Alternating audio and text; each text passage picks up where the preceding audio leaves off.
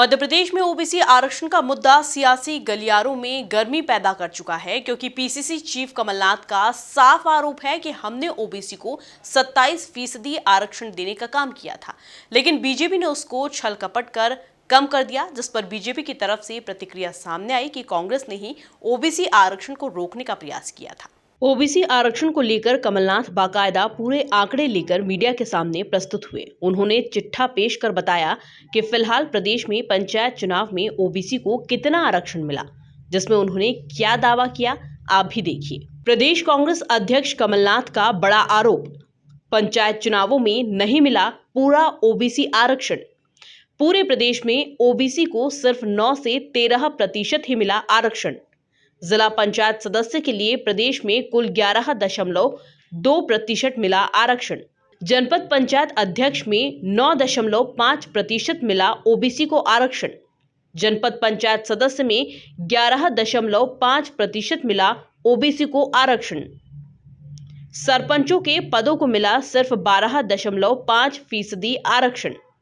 नए आरक्षण से ओबीसी सीटें हुई आधी। कमलनाथ: मैंने जो कहा था कि भारतीय जनता पार्टी हमारे पिछड़े वर्ग के साथ केवल अन्याय नहीं धोखा देगी, अब बिल्कुल झूठ प्रचार करके जो उन्होंने कहा है आरक्षण के बारे में, मैं आपको सही आंकड़े देना चाहता हूं। जिला पंचायत के सदस्य 865 पूरे प्रदेश में हैं। ओबीसी को मिले 58, नहीं 98%। इसका मतलब 11.2% ओबीसी को मिले जिला पंचायत में। अध्यक्ष जनपद पंचायत 313 पोस्ट हैं, इसमें से 30 मिले, इसका मतलब 9.5% मिले। और सबसे बड़ी बात है कि 28 जिलों में जहाँ जनपद अध्यक्ष हैं वहाँ एक पद भी ओबीसी के लिए नहीं है। ये कितना बड़ा धोखा, झूठ, फरेब बीजेपी पिछड़े समाज को गुमराह करने का प्रयास कर रही है। और जिला पंचायतों में 19 ऐसे जिले हैं जहाँ एक भी पद ओबीसी को नहीं मिला।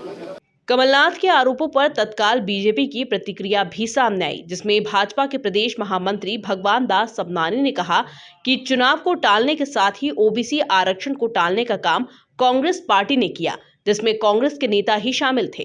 देखिए, अब कमलनाथ जी ऊट पटांग बयानबाजी दे रहे हैं। 75 वर्ष के हो गए हैं। मुझे लगता है कि उनकी अवस्था को देखते हुए बहुत ज़्यादा टिप्पणी नहीं करनी चाहिए, लेकिन ये सच है कि मध्य प्रदेश में लोकतंत्र की हत्या करने का प्रयास उन्होंने किया, चुनाव को टालने का उन्होंने अपने सरकार के समय किया, और इसके बाद नगर निगमों को बांटने का काम, 2 नगर निगम, 3 नगर निगम, ये करना, फिर नए सिरे से कुछ चीज़ें करना, फिर पुराना जो आरक्षण है उसको समाप्त करना, ऐसे करते करते, और कुल मिलाकर के उनकी इच्छा कतई नहीं थी कि ओबीसी वर्ग को आरक्षण मिले। इसके लिए उसको टालने का, उसको लटकाने का काम कमलनाथ जी ने किया। और न्यायालय भी अगर कोई गया, कोर्ट के दरवाजे तक भी कोई गया, तो निश्चित रूप से कांग्रेस पार्टी के सांसद विवेक तनखा जी और उनकी टोली गई थी, तो ये कहना गलत है। और दूसरी तरफ माननीय शिवराज जी ने पूरी दृढ़ इच्छा शक्ति के साथ प्रार्थना की सर्वोच्च न्यायालय से कि मध्य प्रदेश में जो ओबीसी का आरक्षण है वो 27% होना चाहिए।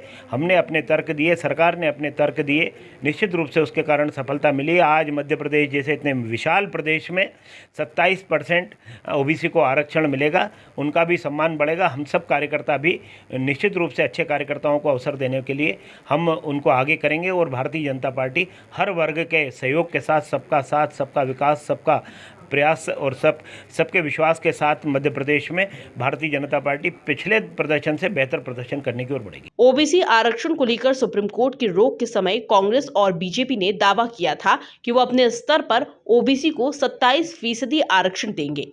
ऐसे में अब सियासी बयानबाजी दोहरे मोड़ पर आकर रुक चुकी है। Bureau report, MP news, Bhopal.